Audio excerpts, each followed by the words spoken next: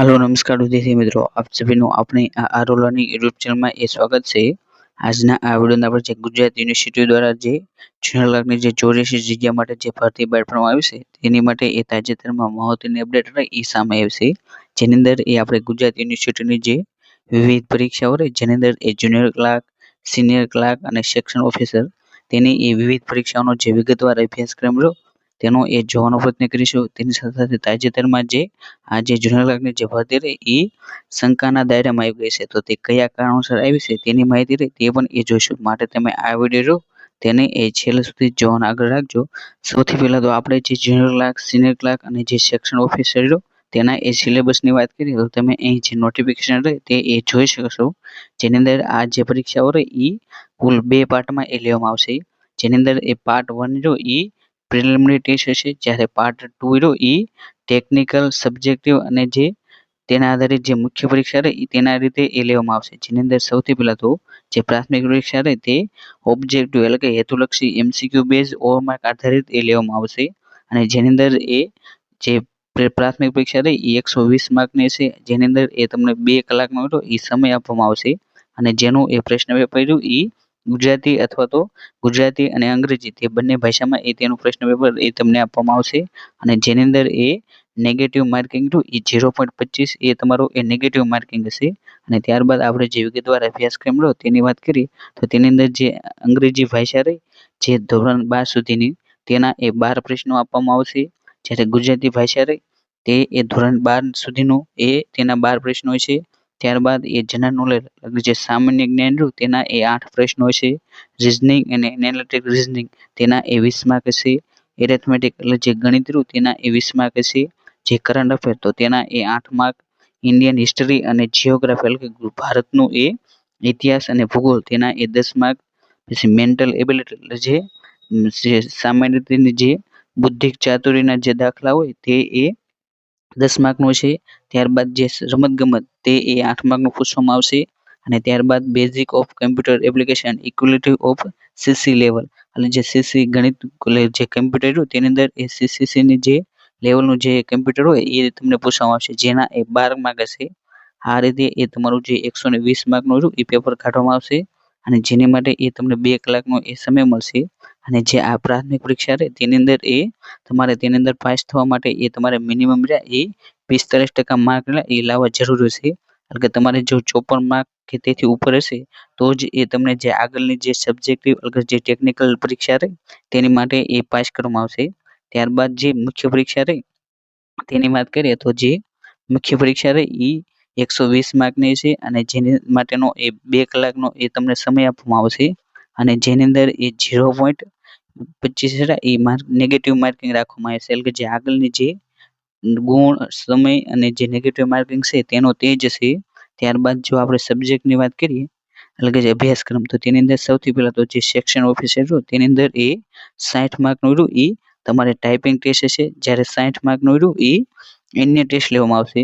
જ્યારે senior clerk રહ્યું તેની અંદર પણ એ 60 માર્કનું એ ટાઈપિંગ ટેસ્ટ હશે, અને બીજી 60 માર્ક રહ્યું એ અન્ય ટેસ્ટ લેવામાં આવશે। જ્યારે જુનિયર ક્લાર્ક તો તેની અંદર એ 60 માર્ક રહ્યું એ કમ્પ્યુટર એટલે કે જે ટાઈપિંગ ટેસ્ટ રહ્યું એ તમારે રાખવામાં આવ્યું છે, જ્યારે 60 માર્ક રહ્યું એ તમારે અન્ય જે સિલેબસ રહ્યો તે મુજબ એ તૈયારી કરવાની છે। અને જે આ ત્રણ રહ્યું તેની અંદર એ 60 માર્કનું તો એ કમ્પ્યુટર આધારિત એ ટાઈપિંગ ટેસ્ટ છે, જ્યારે અન્ય જે 60 માર્ક એ તમારે જનરલ એડમિનિસ્ટ્રેશન અને રિલેટેડ યુનિવર્સિટી એટલે જે યુનિવર્સિટીને લગતા જે વહીવટી જે પ્રશ્નો હોય એ તમને પૂછવામાં આવશે।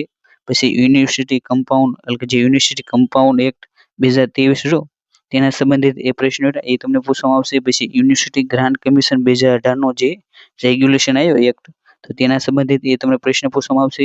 પછી બોમ્બે સિવિલ સર્વિસ અને ગુજરાત સિવિલ સર્વિસ રેગ્યુલેશન તેમાંથી એ તમને પ્રશ્ન પૂછવામાં આવશે। પછી કોમ્યુનિકેશન એટલે કે તમારે એ કોમ્યુનિકેશનની સ્કિલ રહી એ કેવા પ્રકારની છે તેના આધારિત એ પ્રશ્ન પૂછવામાં આવશે।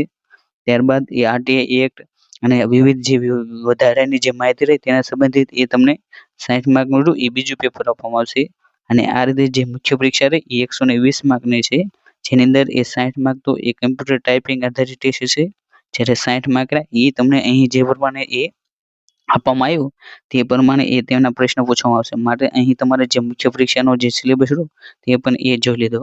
ત્યારબાદ આપણે જો વાત કરીએ તો ગુજરાત યુનિવર્સિટીની ભરતી રહી એ શંકાના દાયરામાં આવી ગઈ છે અને ઉમેદવારો સામેથી એ વિગતો મગાવવા મજબૂર બન્યા છે.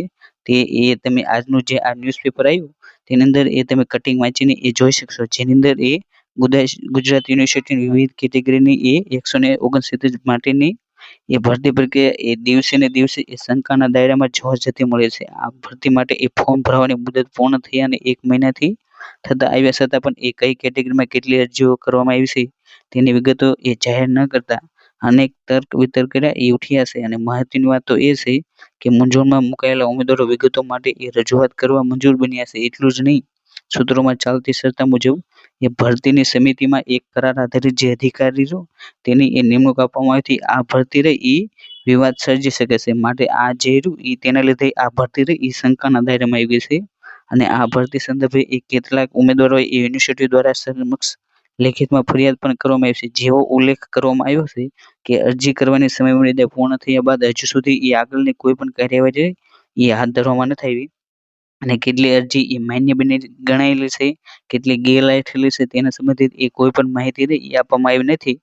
માટે આ ભરતી રહી એ શંકાના દાયરામાં એ આવી ગઈ છે. ત્યારબાદ જે ગુજરાત સમાચાર આવ્યું તેની અંદર પણ એ આ ભરતી લેટર એ કટિંગ આવ્યું હતું, જેની અંદર એ ગુજરાત યુનિવર્સિટીની એ છેલ્લે 2022માં ટીચિંગ અને નોન ટીચિંગ સ્ટાફ માટે જે ભરતી રહી એ રદ કરવામાં આવી હતી. ત્યારબાદ એ 4 વર્ષે એ નવેસરથી આ જે ભરતી રહી એ બહાર પાડવામાં આવી અને જેની ફોર્મ ભરવાની છેલ્લી તારીખ રહી એ 13 જાન્યુઆરી હતી. અને આની અંદર એ જનરલ વર્ગની એ 84 માંદી એ વિવિધ વર્ગોની રહી એ ભરતી છે. અને આની આ જે ભરતી રહી તેની અંદર એ દિવ્યાંગ કેટેગરીની અગાઉની 16 જગ્યા સહિત એ 167 જગ્યા માટે એ ભરતી પ્રક્રિયા શરૂ કરવામાં આવી હતી, જેમાં દિવ્યાંગ કેટેગરી માટેની એ ભરતી પ્રક્રિયામાં ઉમેદવારોનું લિસ્ટ એ જાહેર કરી દેવામાં આવ્યું છે, પરંતુ અન્ય તમામ જે કેટેગરી રહી તેનું એ કોઈ પણ સંબંધિત એ લિસ્ટ ન જાહેર કર્યું હતી. આ ભરતી રહી એ હાલમાં ચર્ચામાં રહેલ છે અને હાલમાં એ માત્ર યુનિવર્સિટીઓ દ્વારા એ વર્ગની જગ્યાઓ માટે એ પરીક્ષા લેવાનું જાહેર કર્યું છે, જેમાં પ્રાથમિક અને મુખ્ય એમ 2 પરીક્ષા લેવામાં આવશે. આ ઉપરાંત એ પરીક્ષાની તૈયારી માટેનો એ સિલેબસ પણ એ જાહેર કરી દેવામાં આવ્યો છે, જે આપણે આગળ એ સિલેબસ જોઈ લીધો. ત્યારબાદ આ ઉપરાંત એ કઈ કેટેગરીની કઈ જગ્યા કઈ પોસ્ટ માટે એ કેટલા ઉમેદવારોની અરજી અને કેટલા ઉમેદવારો લાયક કે ગેરલાયક થયેલા છે તેના સંબંધિત એ કોઈ પણ લિસ્ટ એ જાહેર કરેલું નથી.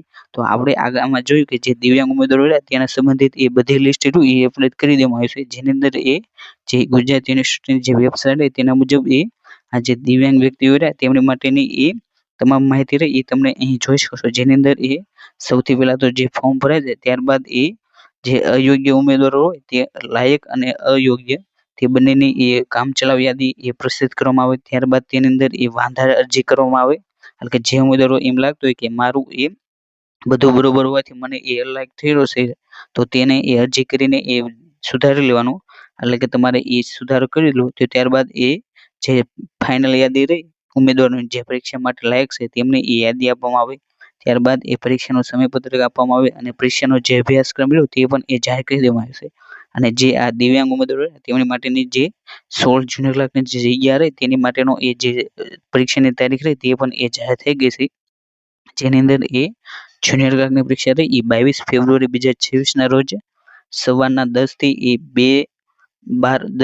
12 સુધીમાં એ લેવામાં આવશે. જ્યારે સિનિયર ક્લાર્કની જે પરીક્ષા રહી એ 22/2/2026ના રોજ એ 2 થી 4 સુધીના સમયગાળામાં લેવામાં આવશે. જ્યારે સેક્શન ઓફિસરની જે પરીક્ષા રહી એ 22/2/2026ના રોજ એ 2 થી 4ના સમયગાળા દરમિયાન એ લેવામાં આવશે. એટલે કે જે અહીં જે દિવ્યાંગ ભરતીઓ રહી તેની માટેની એ પરીક્ષાની તારીખ રહી તે પણ અહીં તમે જોઈ શકો છો.